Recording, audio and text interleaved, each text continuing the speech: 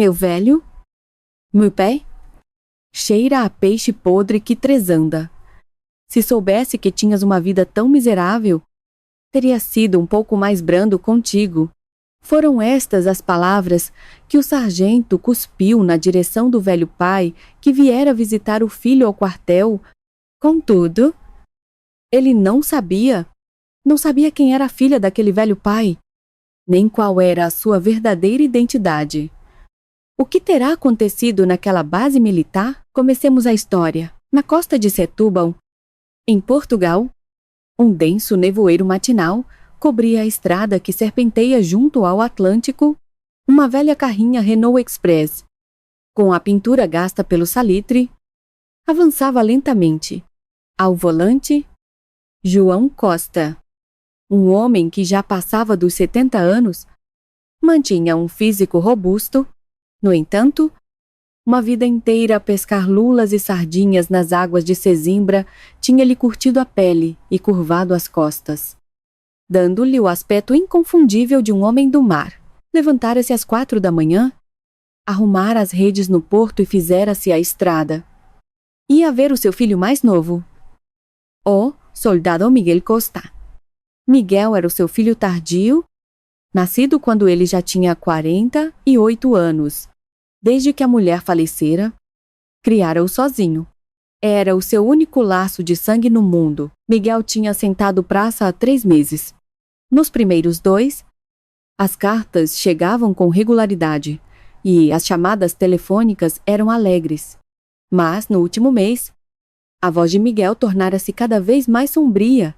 Na chamada da semana anterior, ouvira-o claramente a chorar. Pai, estou bem. É só treino que é duro. Miguel dissera-lhe isto. Mas João reconhecia o medo e o desespero na voz do filho. Por isso, pedira autorização para uma visita e partira de madrugada em direção à base. Chegou à porta do quartel às 9 da manhã. Assim que parou a carrinha em frente ao posto da guarda, um sentinela, totalmente equipado, aproximou-se. Tem visita marcada sim. Sou o pai do soldado Miguel Costa, da Companhia de Comando e Serviços do 3 Grau Batalhão. João entregou o seu cartão de cidadão e o pedido de visita. O sentinela verificou os documentos, entrou na guarita e fez um telefonema. Pouco depois, regressou. Disseram da Companhia de Comando que vem já buscar. Lu, por favor, aguarde naquela sala de espera. João entrou na pequena sala. Enquanto esperava, sentado numa cadeira, gasta, o seu coração enchia-se de ansiedade. A voz de Miguel, na última chamada, não lhe saía da cabeça. Passados uns 30 minutos, a porta abriu-se e um soldado entrou. É o familiar do soldado Miguel Costa, sou eu. Se chama? Por favor.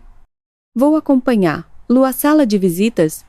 João seguiu o soldado para o interior da base. Enquanto caminhava por um trilho ao lado da vasta parada, ouvia os gritos de comando dos recrutas em instrução. O som fê-lo recordar a sua própria juventude. Também ele, em tempos, recebera treino numa base como aquela, mas o seu corpo não fora o exército regular, mas sim uma unidade de forças especiais da Marinha, os fuzileiros. Uma memória que agora se tornara um segredo que ninguém conhecia. A sala de visitas ficava no rés do chão do edifício da companhia. O soldado que o guiava abriu a porta e disse: pode entrar e esperar. O soldado Miguel Costa virá em breve. João entrou. Era um espaço pequeno, com uma mesa e 4 cadeiras. Sentou-se e ficou a olhar para a porta, à espera do filho. Passados cerca de 5 minutos, ouviu passos no corredor e a porta abriu-se. Nesse momento, João duvidou do que os seus olhos viam. O seu filho, Miguel, que entrava pela porta, estava num estado deplorável. O lábio estava arrebentado e a zona à volta do olho esquerdo tinha uma nódoa negra amarelada. No pulso, visível para além da manga da farda. Havia uma marca de um hematoma azul escuro. Ao ver o pai, Miguel baixou imediatamente a cabeça. Os seus ombros tremiam ligeiramente. Miguel, chamou João, em voz baixa. Miguel não conseguiu levantar a cabeça. Apenas deixava as lágrimas cair.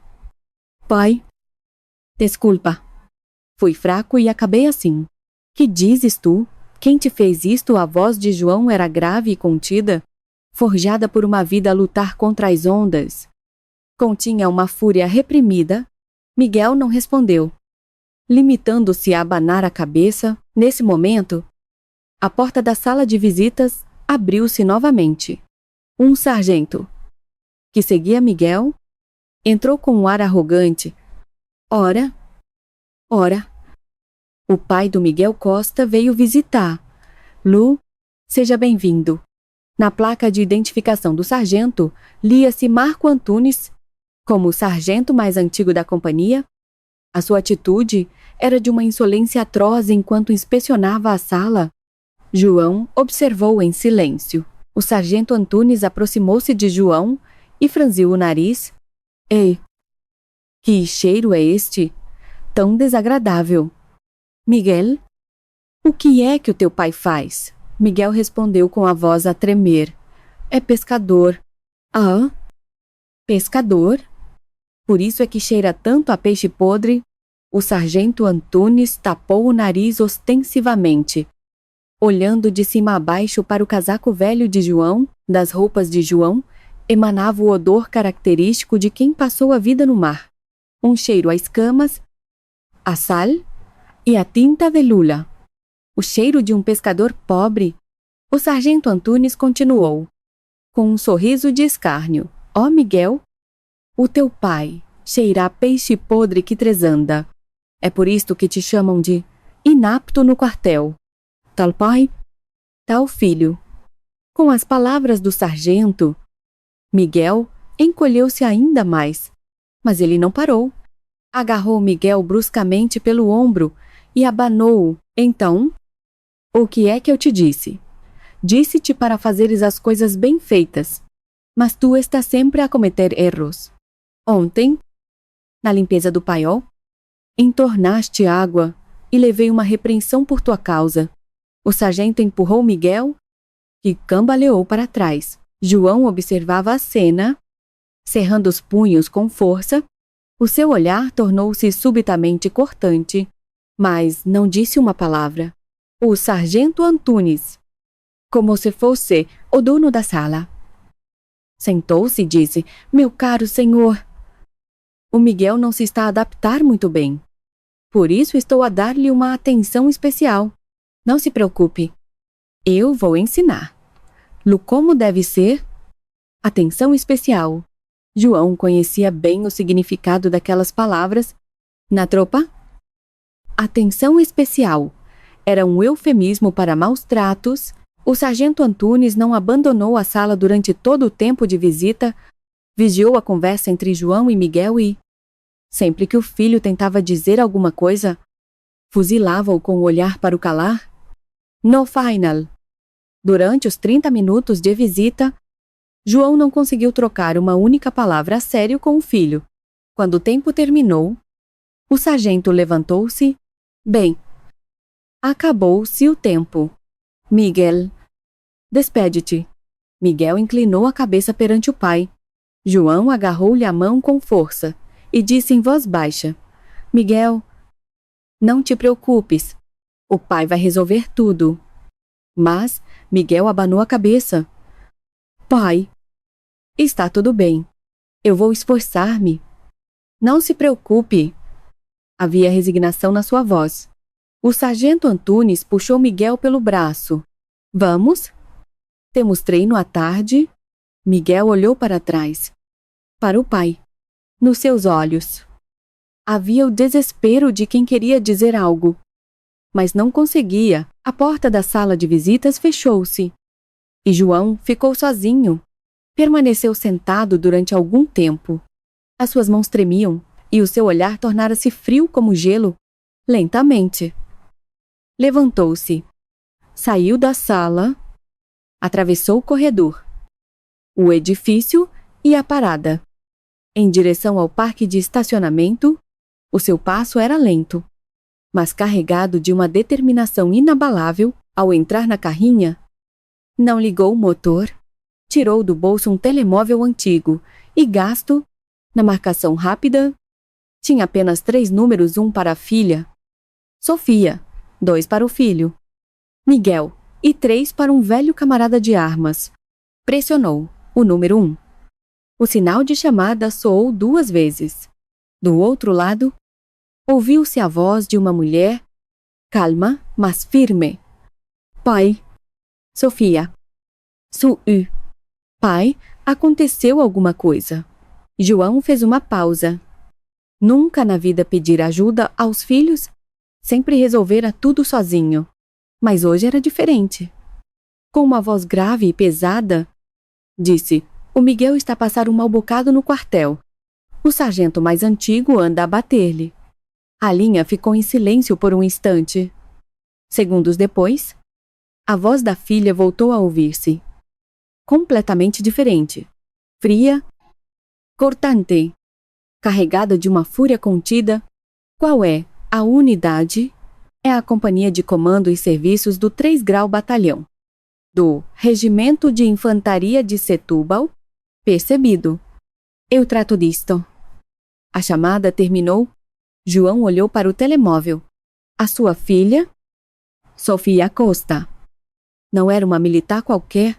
Era uma figura lendária. A mais jovem a atingir o posto de major-general na história do exército português. E agora, a sua filha entrara em ação. João guardou o telemóvel no bolso e ligou o motor. A carrinha saiu lentamente do quartel e voltou à estrada costeira.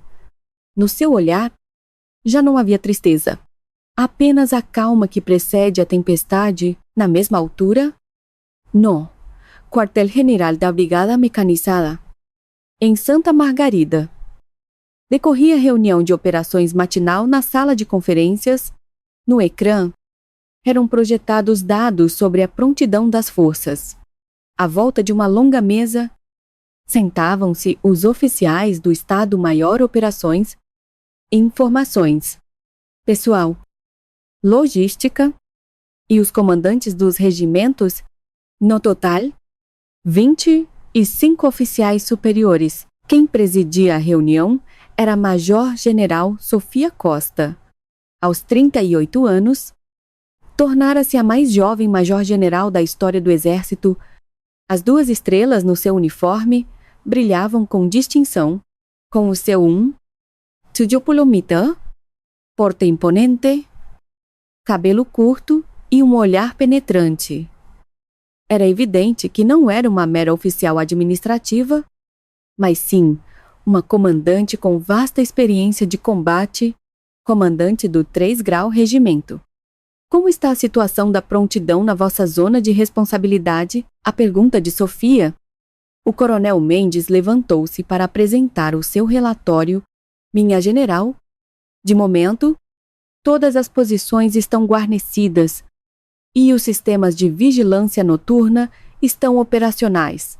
A gestão da fadiga do pessoal de vigilância está a ser feita corretamente. Sim, os turnos são de 4 horas. E o apoio logístico, incluindo as refeições, está a funcionar sem problemas. Sofia acenou com a cabeça e passou ao ponto seguinte. A sua condução da reunião era precisa e concisa. Não havia palavras desnecessárias. Ia direta ao essencial. Na sua presença, os oficiais não podiam relaxar. Sofia tinha a capacidade de detectar instantaneamente contradições ou falhas nos relatórios, e um oficial mal preparado era repreendido sem piedade. Chefe de logística. Relatório sobre a distribuição dos uniformes de inverno. O tenente-coronel Pires levantou-se, desdobrando os seus papéis. Minha general, a taxa de distribuição dos uniformes de inverno está nos 95%. Os restantes 5% serão distribuídos até o final desta semana. 95%. Significa que 5% das nossas tropas ainda estão expostas ao frio. É isso, sim. Mas em breve... Não é em breve. É hoje. Quer o processo concluído hoje? Não podemos enviar os nossos soldados para o terreno com temperaturas de 0 graus. Entendido? O tenente-coronel Pires sentou-se a suar frio. O ambiente na sala era tenso. A general Sofia Costa estava no comando há apenas 6 meses, mas já tinha o controle total da brigada. Antes da sua chegada, a unidade era conhecida por ser algo relaxada, mas desde que ela assumiu o comando, tudo mudou. Sofia vinha dos comandos, a força de elite do exército português. Os comandos eram a unidade de operações especiais, o pináculo das forças armadas, onde apenas os melhores guerreiros, selecionados de todo o país, eram admitidos.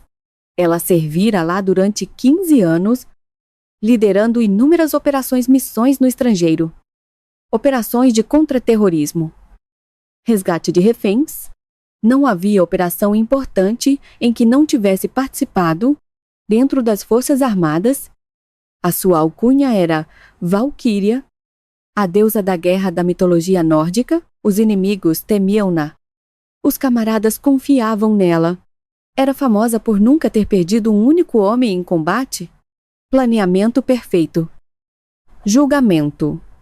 Frio e, quando necessário, a coragem de pegar numa arma e liderar na linha da frente.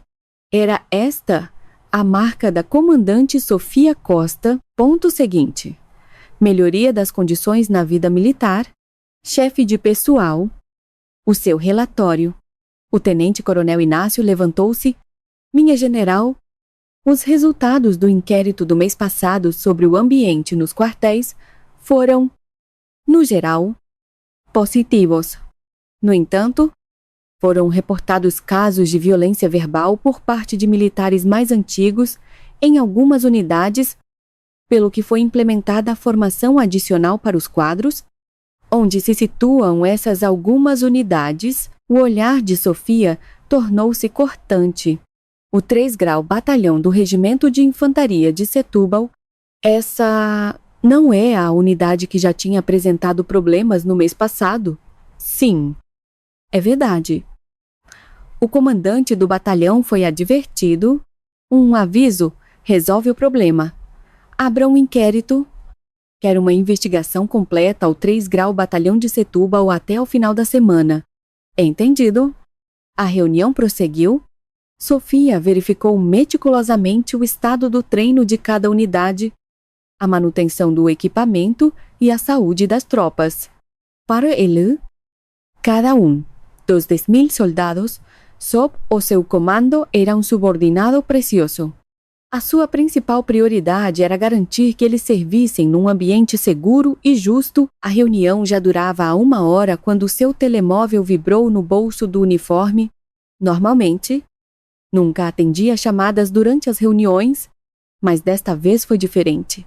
Ao ver o ecrã, a sua expressão endureceu. A chamada era do seu pai. João Costa raramente lhe ligava. Era um homem que só telefonava em caso de emergência. Sofia levantou-se. Com a vossa licença, saiu da sala e foi para o corredor. Fechou a porta e atendeu. Pai. Sofia? Su-u? A voz do pai não era a habitual, era grave. Pesado? E continha uma fúria reprimida. Sofia percebeu imediatamente que algo de grave se passara. Pai, aconteceu alguma coisa? O Miguel está a passar um mau bocado no quartel. O sargento mais antigo anda a bater-lhe. Com estas palavras, o mundo de Sofia parou. O seu irmão? Miguel? O seu irmão 20 anos mais novo? A família que jurara proteger a vida inteira? Aquele rapaz estava a ser vítima de violência no quartel. Qual é a unidade a voz de Sofia Gelara? Era a mesma voz que usava antes de uma operação nos comandos. É a Companhia de Comando e Serviços do 3 Grau Batalhão do Regimento de Infantaria de Setúbal. Sofia fechou os olhos. O 3 Grau Batalhão de Setúbal, a mesma unidade que, momentos antes, na reunião, fora identificada como problemática, o seu próprio irmão estava a ser agredido numa unidade sob o seu comando. Percebido. Eu trato disto. Sofia desligou e voltou para a sala de reuniões. No momento em que abriu a porta, o ar na sala gelou. Os oficiais, ao verem a sua expressão, ficaram instintivamente tensos. O rosto de Sofia estava duro como um glaciar e os seus olhos irradiavam uma frieza cortante. Caminhou até a tribuna e disse: "A reunião fica por aqui. Chefes de operações, pessoal, inspeção e justiça, fiquem. Os restantes podem retirar-se." Os oficiais saíram apressadamente. Na sala restavam apenas 4. Sofia olhou para eles. "Contactem a polícia do exército. Preparem a unidade de intervenção especial para sair imediatamente. As equipas de inspeção e jurídica também os acompanharão?" O chefe de operações perguntou. "Cautelosamente, minha general." "O que se passa?" "Ocorreu um incidente grave com um militar no 3 Grau, Batalhão de Setúbal. Vamos iniciar uma inspeção de emergência agora mesmo." "Que tipo de incidente, maus tratos e agressão?" "A vítima é o soldado Miguel Costa, da companhia de comando." Sofia pronunciou o nome do irmão sem que a voz lhe tremesse, mas o seu punho estava firmemente cerrado. O chefe de inspeção perguntou: "Minha general, por acaso a vítima é?" "É o meu irmão." A sala ficou em silêncio. Os oficiais olharam uns para os outros. O irmão da comandante da brigada ter sido agredido numa unidade sob o seu comando não era um mero incidente disciplinar. Era um desafio direto à sua autoridade, um abalo fundamental na disciplina militar. Sofia olhou para os oficiais. "A partir deste momento, este caso é classificado como secreto. Proíbo qualquer fuga de informação. Recolham todas as provas e identifiquem todos os envolvidos. Não deixem escapar ninguém." "Entendido?" Sofia saiu da sala e dirigiu-se ao seu gabinete. Ao abrir a porta, viu a sua secretária coberta de documentos, abriu uma gaveta e tirou o coldre da sua pistola. Uma Glock Hutton. Verificou o carregador e prendeu a arma à cintura. Normalmente, um general não precisava de usar uma pistola numa visita a uma unidade. Mas Sofia nunca abandonara os hábitos dos tempos dos comandos. Para Ilan, a pistola não era apenas uma arma. Era um símbolo de determinação. Lá fora, os veículos já estavam prontos. A viatura de comando da general, 3 veículos da polícia do exército e os veículos das equipas de inspeção e jurídica. Um total de 6 viaturas aguardava em frente ao quartel-general. Os elementos da polícia do exército, de uniforme preto, equipados com espingardas G3, coletes à prova de bala e capacetes, já estavam a postos. Sofia saiu do gabinete e dirigiu-se aos veículos. O seu ajudante de campo abriu-lhe a porta, sentou-se no banco de trás e disse ao motorista para o 3 Grau Batalhão: "Em Setúbal. Velocidade máxima." "Entendido." A coluna de viaturas partiu do quartel-general. Sofia olhou pela janela. Perdida em pensamentos, a imagem do seu irmão Miguel surgiu-lhe na mente. O rapazinho que a seguia para todo lado quando era criança, o adolescente que chorara na sua despedida quando ela sentou praça, e agora, o jovem soldado que vestia a farda para defender o país. A ideia de que ele estava a ser agredido rasgava-lhe o peito, mas ela não demonstrou emoção. Não era altura para a tristeza, era altura para agir. As viaturas aceleraram pela autoestrada. As sirenes não soavam. Mas os outros condutores, ao verem a coluna militar, abriam caminho instintivamente. Sofia cerrou o punho. O nome pelo qual os seus inimigos a chamavam nos tempos dos comandos voltou-lhe à mente. Valquíria, a deusa da guerra, hoje essa deusa despertava de novo no 3 Grau Batalhão de Setúbal. Ainda não faziam ideia da tempestade que se avizinhava, mas em breve iriam descobrir qual o preço de tocar num general de 2 estrelas e quão terrível era o preço de tocar na família desse general. Eram 2 da tarde no 3 Grau Batalhão de Infantaria. Na parada, depois do almoço, os soldados cumpriam as suas tarefas. Em frente à caserna da companhia de comando, alguns limpavam a área. Enquanto na parada, os recrutas praticavam a ordem unida. Era uma tarde tranquila. Ninguém imaginava o que estava para acontecer 30 minutos depois. O sargento Marco Antunes estava na sala de estar da caserna, a fumar com outros sargentos mais antigos. Desde que era recruta, dominara a unidade pela força. O típico sargento abusador. Faltavam-lhe apenas 4 meses para passar à reserva. Acreditava que o seu poder era eterno. Opa! O Miguel Costa ainda não acabou de arrumar. O armazém, perguntou ele a um furriel ao seu lado. O furriel abanou a cabeça. Acho que ainda não. É por isso que está sempre a levar na cabeça. Não sabe fazer nada como deve ser. O sargento Antunes riu-se, soltando uma baforada de fumo. Não se arrependia minimamente de ter estragado a visita de Miguel naquela manhã. Pelo contrário, sentia-se satisfeito por ter humilhado o rapaz à frente do seu velho pai pescador. Estava convencido de que Miguel nunca se atreveria a enfrentar Lu e, mesmo que fizesse queixa, acreditava que o capitão Alves, comandante da companhia, o protegeria. Foi então que se ouviu um som de sirenes ao longe. No início, era fraco, mas foi se aproximando cada vez mais. Com o cigarro na boca, o sargento Antunes espreitou pela janela e não quis acreditar no que via. 6 viaturas militares negras aproximavam-se do portão do batalhão, a alta velocidade. Mas que raio é? Aquilo, murmurou ele. As viaturas entraram de rompante na parada, o som de travões a chiar ecoou e os veículos pararam em linha. As portas abriram-se e dezenas de homens de uniforme preto saíram de rompante. Era a polícia do exército, totalmente equipados. Com espingardas G3, cercaram imediatamente os edifícios. Todos os soldados na parada ficaram paralisados. Os graduados que supervisionavam o treino olhavam para as viaturas. Atônitos, o oficial de dia saiu a correr do edifício de comando. E das casernas saíram dezenas de soldados para ver o que se passava. Ninguém compreendia o que estava a acontecer. O sargento Antunes, à janela da sala, sentiu o coração afundar-se. Instintivamente, percebeu que algo estava muito errado.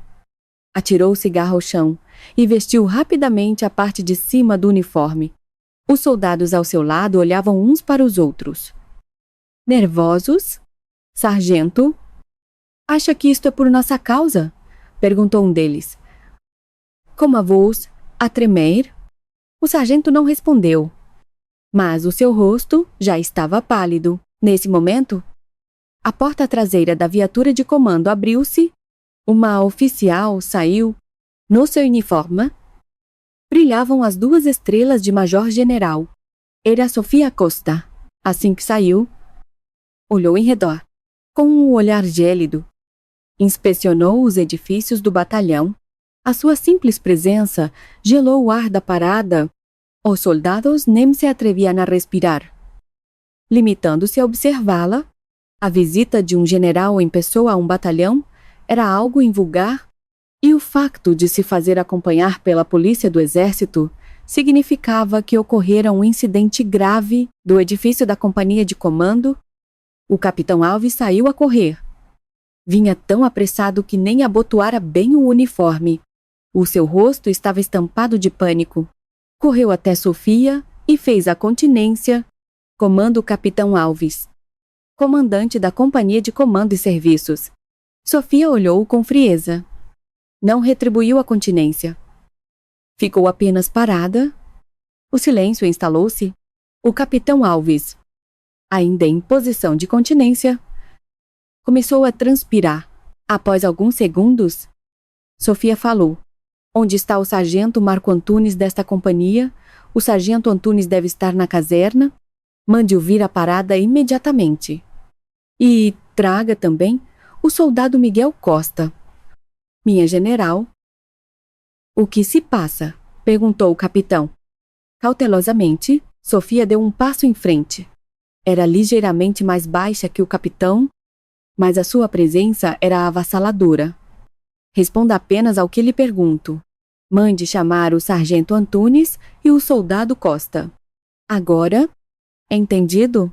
O capitão virou-se para o seu adjunto e gritou: "Oficial de serviço, chame o sargento Antunes e o soldado Costa à parada." O oficial de serviço correu para a caserna. Pouco depois, o sargento Antunes saiu com outros soldados. Do armazém, Miguel também veio a correr.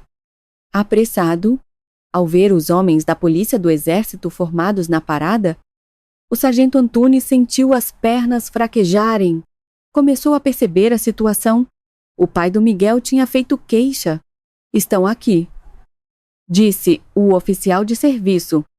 Apontando para o sargento e para Miguel, Sofia caminhou lentamente na direção deles. Miguel, ao ver a irmã, arregalou os olhos. Sabia que ela era general, mas nunca imaginara que ela apareceria ali daquela forma.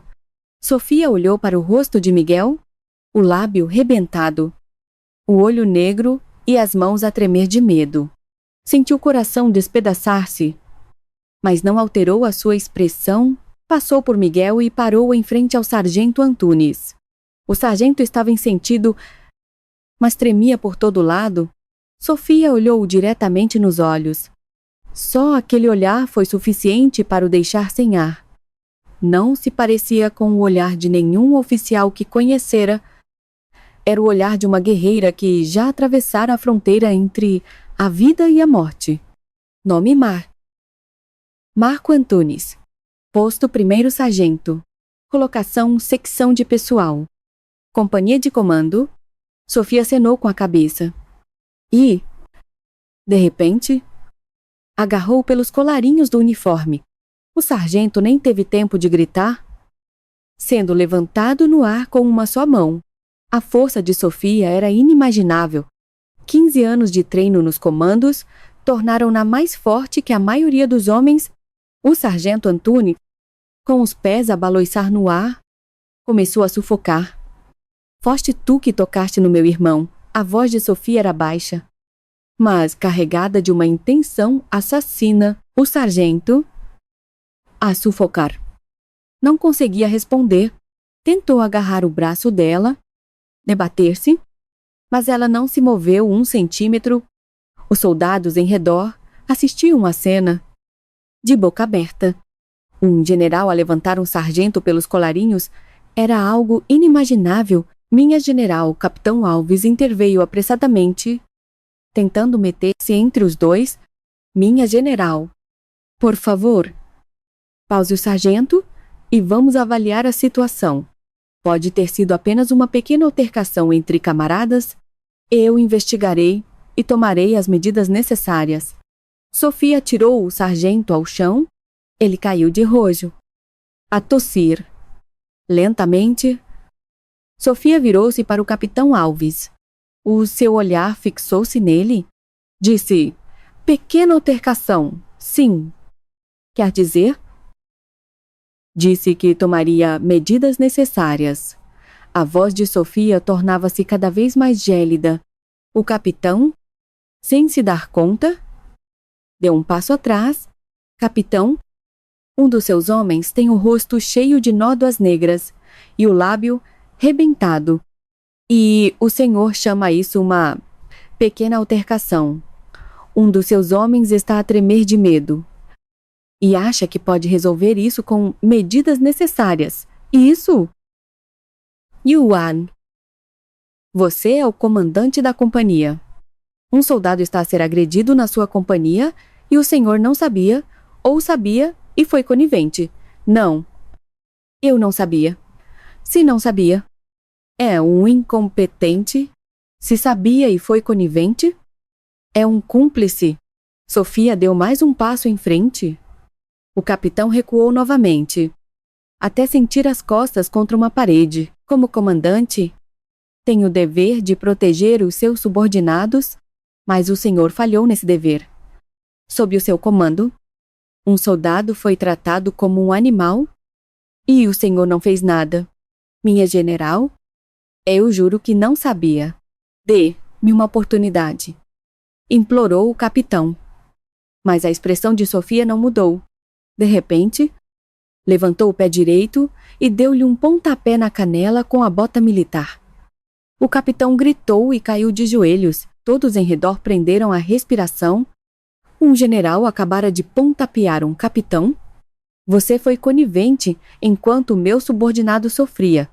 Você também é cúmplice. Sofia virou-se e fez um sinal ao comandante da polícia do exército. Detenham o capitão Alves e o sargento Antunes. A acusação é violação do artigo 60 e 2 do Código de Justiça Militar, agressão e maus tratos. Entendido? 4 polícias avançaram e algemaram o capitão e o sargento. O capitão Alves continuava a protestar, mas em vão. O sargento Antunes parecia já ter perdido os sentidos. Com a cabeça pendida, foram levados para uma das viaturas. Sofia olhou para os soldados reunidos na parada. Todos a olhavam, aterrorizados. En voz alta, ela disse: Eu sou a Major General Sofia Costa, comandante desta brigada. A partir de hoje, esta unidade está sob inspeção direta do comando. Qualquer soldado que tenha testemunhado ordens injustas ou violência deve reportar-lo imediatamente ao gabinete de inspeção da brigada. A identidade do queixoso será protegida e os culpados serão punidos. A sua voz ecoou por toda a parada. Os soldados, de cabeça baixa, ouviram as suas palavras. Por fim, Sofia olhou para o irmão. Miguel chorava, mas já não eram lágrimas de medo. Eram lágrimas de alívio. Sofia fez-lhe um pequeno aceno com a cabeça e voltou para a sua viatura. Naquele inferno que era a parada, uma luz de justiça começara finalmente a brilhar. Após a detenção do sargento Antunes e do capitão Alves, Sofia deu ordens ao chefe de inspeção selar todo o edifício do comando do batalhão e proceder a uma busca minuciosa. O tenente-coronel Inácio, acompanhado por 6 inspetores, entrou imediatamente no edifício. O chefe de justiça também os acompanhou para supervisionar os mandados de busca e os procedimentos de apreensão. Sofia permaneceu na parada. A observar, instintivamente, sentia que este caso não terminaria com uma simples acusação de maus tratos. Os seus 15 anos nos comandos, a combater todo tipo de organizações criminosas, diziam-lhe que havia algo mais. O comportamento do sargento Antunes, agindo com tanta ousadia, sob a conivência do comandante da companhia, indicava um problema que ia além da simples indisciplina militar. Passados cerca de 30 minutos, o chefe de inspeção saiu apressadamente do edifício. Estava pálido e trazia na mão uma pasta preta. Correu até Sofia, fez a continência e relatou em voz baixa: Minha general, encontramos provas cruciais. Gostaria de reportar em privado no seu gabinete? Sofia acenou e dirigiu-se ao gabinete do comandante do batalhão. O chefe de inspeção e o chefe de justiça seguiram-na. Assim que a porta se fechou, o inspetor pousou a pasta na secretária e abriu-a cuidadosamente. Lá dentro, em sacos de plástico transparentes, estavam vários documentos e 2 livros de contas pretos. Minha general, isto foi encontrado no cofre do gabinete do comandante do batalhão. Os documentos parecem ser registros de transações ilegais de material militar. Os livros de contas contêm valores encriptados e datas de transações. Sofia pegou num dos livros. Estava repleto de números organizados por data, 6,000 euros. Hoje, 0,000 euros. 0,000 euros. Grandes somas de dinheiro. E, numa das margens, iniciais que pareciam nomes M, E, Marco Antunes, C, A, Capitão Alves e T, M, Tenente Coronel Mendes, o comandante do batalhão.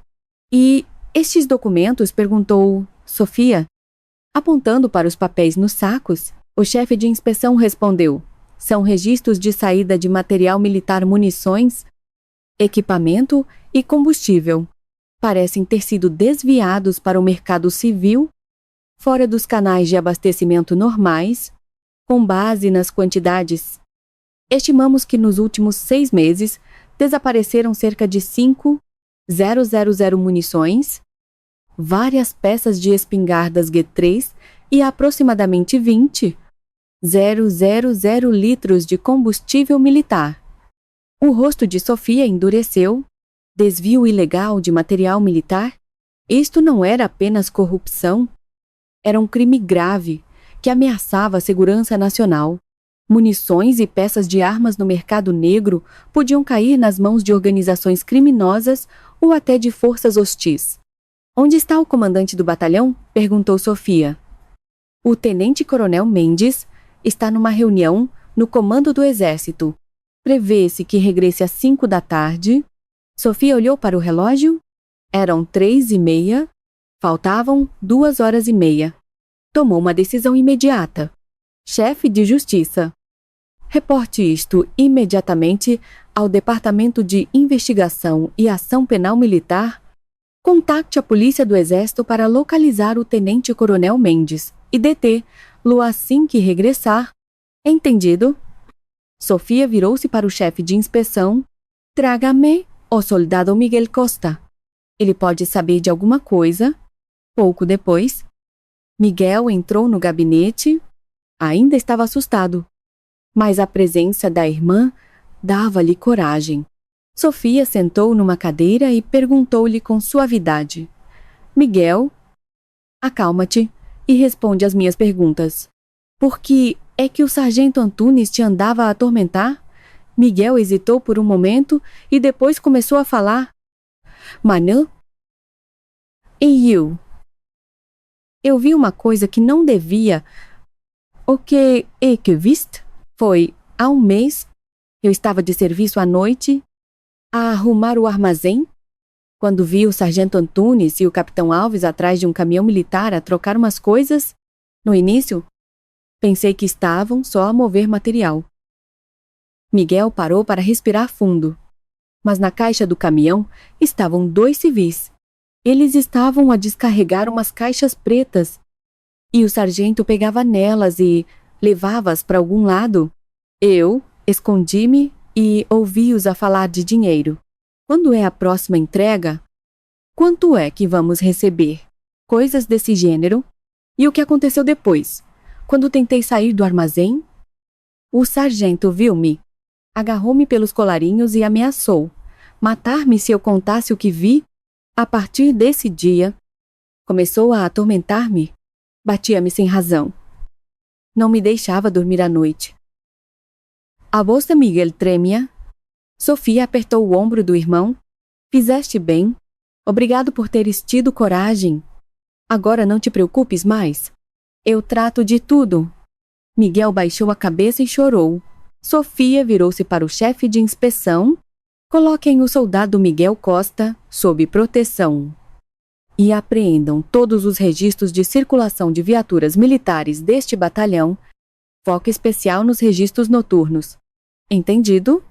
Às 4:30 da tarde, os resultados da investigação começaram a chegar. Descobriu-se que, nos últimos 3 meses, um caminhão militar da companhia de comando saíra do quartel várias vezes durante a noite. Sem qualquer missão oficial, os motoristas, quando interrogados, testemunharam que, sob as ordens do sargento Antunes, conduziram até um local específico onde se encontraram com civis. Não sabiam exatamente o que se passava, mas sentiam que algo de estranho se passava às 5 da tarde. Um carro entrou no portão do batalhão. Era o carro de serviço do tenente-coronel Mendes. O carro parou em frente ao edifício de comando, e o tenente-coronel Mendes saiu. Era um homem de 40 e poucos anos, de constituição robusta. Ao ver os homens da polícia do exército na parada, o seu rosto endureceu. "O que se passa?" perguntou ao oficial de dia. "O oficial?" Nervoso, respondeu. "A comandante da brigada está aqui a conduzir uma inspeção." O que a general-tenente-coronel Mendes percebeu imediatamente que algo estava errado. Tirou o telemóvel e ligou ao capitão Alves. Mas ninguém atendeu. Ligou ao sargento Antunes. Mas o resultado foi o mesmo. O seu rosto ficou pálido. Olhou em redor. Os homens da polícia do exército observavam-no. O tenente-coronel Mendes tomou uma decisão rápida, voltou a entrar no carro e gritou ao motorista arranque, agora sim. "Meu tenente-coronel." Eu disse para arrancar. O motorista, confuso, ligou o motor. No momento em que o carro se preparava para arrancar, Sofia saiu do gabinete. Ao ver o carro a tentar fugir, pegou imediatamente no rádio. "Equipa de atiradores. Alvo no pneu do veículo. Imobilizem-no." Recebido. 2 atiradores da polícia do exército, posicionados no telhado do edifício de comando, apontaram as suas espingardas de precisão G3 aos pneus do carro. O primeiro tiro soou, o pneu da frente rebentou, e o carro desviou-se bruscamente. O segundo tiro, o pneu de trás também rebentou, o carro parou no meio da parada. Homens da polícia do exército correram e cercaram o veículo. O tenente-coronel Mendes recusava-se a sair. Sofia caminhou até ao carro. Abriu a porta e olhou para ele. Tenente-coronel Mendes. Saia do veículo. Ele estava de olhos fechados. Sabia que tudo acabara. Lentamente. Saiu do carro. A polícia do exército algemou imediatamente. As acusações são violação dos artigos 58 e 60 e 2 do Código de Justiça Militar, abuso de poder, violação da Lei de Gestão de Material Militar e conivência em maus tratos, disse Sofia. Com uma voz fria e firme, o tenente-coronel Mendes baixou a cabeça em silêncio. Foi levado para uma das viaturas. Os soldados na parada assistiam à cena. Em choque, o seu próprio comandante de batalhão a ser detido era algo que ninguém esperava. Sofia estabeleceu imediatamente um posto de comando operacional e preparou uma operação conjunta com a Polícia Judiciária Militar e a GNR. A análise do telemóvel do tenente-coronel Mendes revelou que o encontro estava marcado para as 10 da noite no porto de Sesimbra. Os traficantes de armas iam fazer uma nova transação. Sofia não hesitou, telefonou a antigos camaradas dos comandos que agora serviam noutras unidades de operações especiais. Eles responderam imediatamente ao seu chamado 3 horas depois. Estavam em Sesimbra, às 9 da noite. Sofia fez o briefing da operação. No mapa estava assinalada a estrutura do porto e o provável ponto de encontro. No total, 30 homens participariam na operação AGNR, antigos comandos e a polícia do exército. O objetivo é a captura de todos os elementos da organização. No entanto, em caso de resistência, o uso de força letal está autorizado. Evitem a todo custo baixas civis. Sofia vestiu seu uniforme de combate e equipou-se com uma espingarda G3. Com o colete à prova de bala e o capacete, não parecia uma general, mas sim uma combatente. Era uma sensação familiar, a tensão de uma missão real, que vivera inúmeras vezes nos comandos. Percorria-lhe o corpo, 10 da noite. O porto estava mergulhado na escuridão. Uma pequena carrinha de carga chegou ao cais. 4 homens saíram, olharam em redor, vigilantes, e começaram a descarregar várias caixas pretas. Nesse preciso momento, parados, polícia ao sinal de Sofia. Luzes potentes iluminaram a cena de todos os lados, e homens armados surgiram. Os criminosos ficaram momentaneamente paralisados, mas logo sacaram das armas. O som de tiros ecoou. Uma bala disparada por um dos criminosos atingiu o colete de Sofia, mas ela nem vacilou, apontou e puxou o gatilho. A bala atingiu a perna do criminoso, que caiu a gritar. Os restantes foram neutralizados pelos tiros dos operacionais. O tiroteio não durou 3 minutos. Foi uma operação perfeita. Todos os criminosos foram capturados, e as caixas com o material militar apreendidas. Sofia baixou a arma e olhou para os detidos. O medo estava estampado nos seus rostos. Com frieza, ela disse: "Vocês usaram o exército para apodrecer este país. Vão pagar caro por isso?" Às 2 da manhã, a operação terminou. A rede de tráfico de armas fora desmantelada e todos os militares envolvidos foram detidos. Sofia voltou ao posto de comando e redigiu o seu relatório. Fora uma noite longa, mas a justiça prevalecera. Olhou pela janela e pensou no irmão. Agora, ele estaria a salvo. Sofia sorriu discretamente. A missão da Valquíria ainda não terminara. Uma semana após o incidente, na sala de conferências do quartel-general da brigada, realizou-se a reunião final sobre os resultados do caso. Estavam presentes a general Sofia Costa, o comandante das forças terrestres, representantes da Polícia Judiciária Militar e os chefes de Estado-Maior. O chefe de justiça leu o relatório. O capitão Alves foi acusado perante o Tribunal Militar por conivência em maus tratos e abuso de poder, encontrando-se em prisão preventiva. O sargento Antunes foi igualmente detido e acusado de agressão, maus tratos e violação da Lei de Gestão de Material Militar. E as acusações contra o comandante do batalhão? Perguntou o comandante das forças terrestres. O chefe de justiça continuou. O tenente-coronel Mendes foi acusado de 8 crimes, incluindo conluio com uma organização de tráfico de armas, uso ilegal de veículos e instalações militares, desvio de material militar, conivência em maus tratos e tentativa de fuga. O Ministério Público pedirá uma pena de 15 anos de prisão. A sala ficou em silêncio. O facto de um comandante de batalhão estar conluiado com uma rede de tráfico de armas chocara todo o exército. O comandante das forças terrestres olhou para Sofia. General Costa, sem a sua decisão rápida e precisa, este caso teria tido consequências muito mais graves. Felicito-a pelo seu trabalho. Obrigada, meu general. No entanto, o facto de isto ter acontecido numa unidade sob o meu comando é, em última análise, da minha responsabilidade, respondeu Sofia, com serenidade. Um representante da PJM interveio. A responsabilidade não é sua, minha general.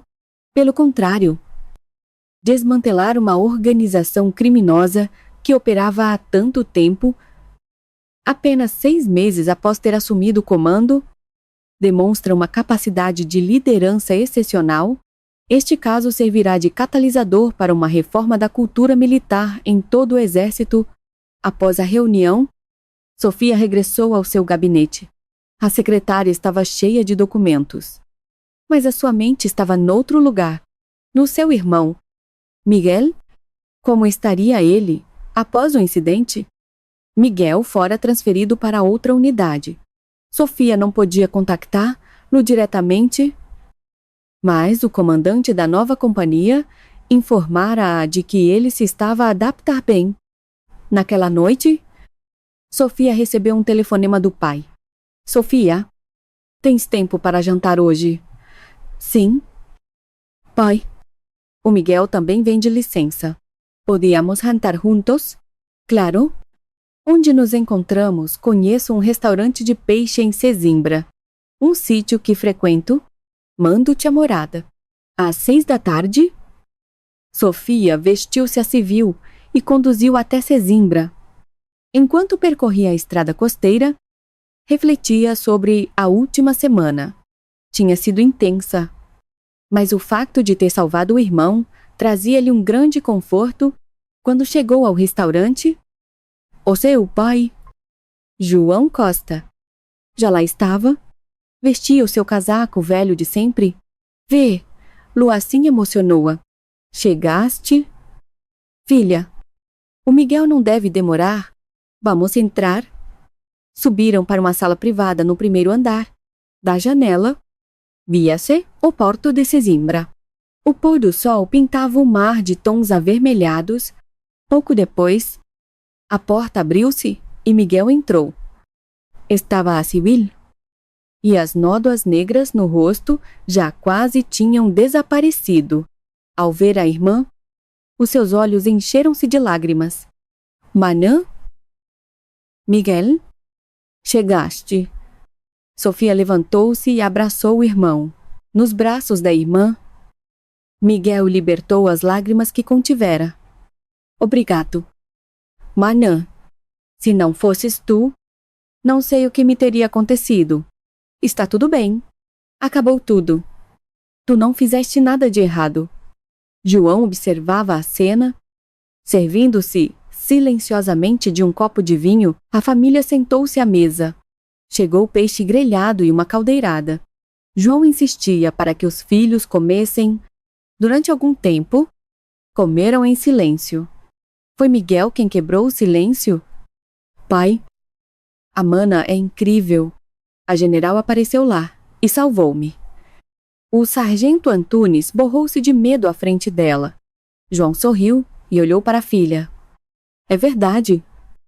A nossa filha é incrível. O pai é ainda mais incrível, disse Sofia. João abanou a cabeça. Eu sou apenas um velho pescador. Pai. Sofia olhou diretamente nos olhos. Eu sei quem o pai é. Miguel olhou. Confuso. Manã. O que queres dizer? Sofia fez uma pausa. E, cuidadosamente, continuou. Depois de o caso estar resolvido, o ministro da Defesa telefonou-me pessoalmente. Pediu-me para lhe dar os seus cumprimentos. A expressão de João endureceu. Sofia continuou. O senhor ministro disse-me que o pai pertenceu aos fuzileiros, uma unidade de elite da Marinha, e que participou em inúmeras missões secretas em África. Um operacional lendário disse que, por razões de segurança, os seus registros foram selados e que o pai passou a viver como um civil. Miguel olhava para o pai, de boca aberta. Pai. Isso é verdade. João permaneceu em silêncio por um longo momento. Levantou o copo de vinho e bebeu-o de um só trago. E, lentamente, começou a falar. Isso são águas passadas. Tinha eu 20 e poucos anos quando me alistei na Marinha. A recruta dos fuzileiros foi um inferno. 6 meses de treino até a morte todos os dias. Infiltração aquática. Explosivos. Escalada. Aprendemos tudo. Depois, fui enviado para Angola, para missões de reconhecimento e combate à guerrilha. Mas por que é que os seus registros foram selados? Perguntou Miguel. João sorriu amargamente. Muitas das minhas missões eram secretas. Infiltrarmos-nos em território inimigo para recolher informações, resgatar alguém importante. Coisas que não podem ficar em registros oficiais. Por isso, quando passei a reserva, todos os meus registros foram classificados como secretos e decidi viver como um civil. E as medalhas que o pai recebeu? Perguntou Sofia. João acenou. A Cruz de Guerra. A medalha de mérito militar? Recebias? Sim. mas todas em cerimônias privadas. Os diplomas estão guardados num cofre secreto do Arquivo do Estado. O que me resta é este mar e este barco. João olhou para as suas mãos ásperas. Estavam cheias das marcas de décadas de trabalho no mar, cicatrizes de cordas, picadas de anzóis. A pele curtida pelo sol, mas Sofia sabia que aquelas mãos, em tempos, empunharam uma arma e se infiltraram em território inimigo pela pátria. Então, foi por isso que o sargento Antunes disse aquilo. Começou Miguel. João olhou para o filho. Cheiro a podre, disse ele. É verdade? Eu cheiro a peixe, mas e então? Tenho orgulho neste cheiro. Este cheiro é a prova de que vivi uma vida honesta. Sofia apertou a mão do pai. Pai, esse cheiro de que o sargento se riu é o cheiro do sangue e do suor que o pai derramou por este país. Na sua juventude, defendeu a pátria debaixo de água e em terra. Agora, vive em paz neste mar. Que vida magnífica! João acenou. Em silêncio, os seus olhos umedeceram-se. Um velho soldado que passara a vida a reprimir as emoções, mas as palavras da filha derrubaram-no. Pai, disse Sofia de novo. Este mar que o pai defendeu, agora serei eu a defender, Lu. E também defenderei o Miguel, o espírito que o pai nos legou. Nós havemos de o continuar. João levantou seu copo de vinho na direção da filha. Sofia também levantou o seu. Os copos tocaram-se. Obrigado. Sofia, tenho muito orgulho em ti. Sou eu que tenho orgulho no pai. Miguel também levantou seu copo de sumo e brindou com eles. Os três olharam para o mar lá fora e beberam. O sol já se tinha posto completamente, mas o restaurante estava cheio do calor de uma família reunida. No dia seguinte, Sofia levantou-se às 5 da manhã, como sempre, para o seu treino físico.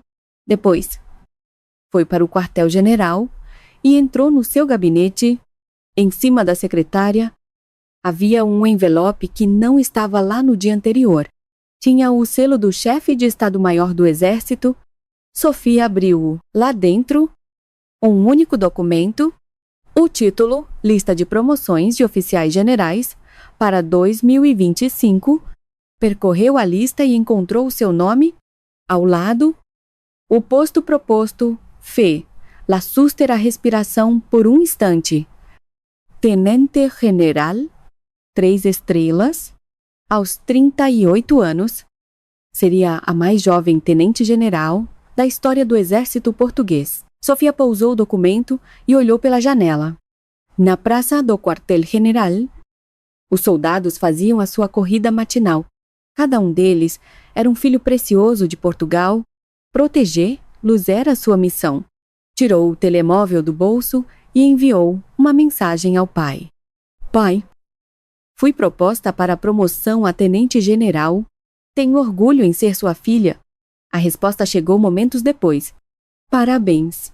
És o meu orgulho. Continua a ser uma grande militar. Sofia sorriu. Abriu a gaveta da secretária e tirou uma fotografia antiga, uma foto com os seus camaradas dos comandos. Na foto, ela era jovem. O olhar era cortante. Lembrou-se do nome que os seus camaradas lhe davam, Valquíria, a deusa da guerra, mas agora ela não era apenas uma guerreira. Era uma comandante, uma líder responsável por dezenas de milhares de soldados. A sua missão não era lutar. Era proteger este país, esta terra e a sua juventude. A lenda da Valquíria, que defendia Portugal, estava apenas a começar, e essa lenda continuaria, mesmo com mais uma estrela no ombro. A sua essência não mudaria. Sofia Costa era, e sempre seria, a Valquíria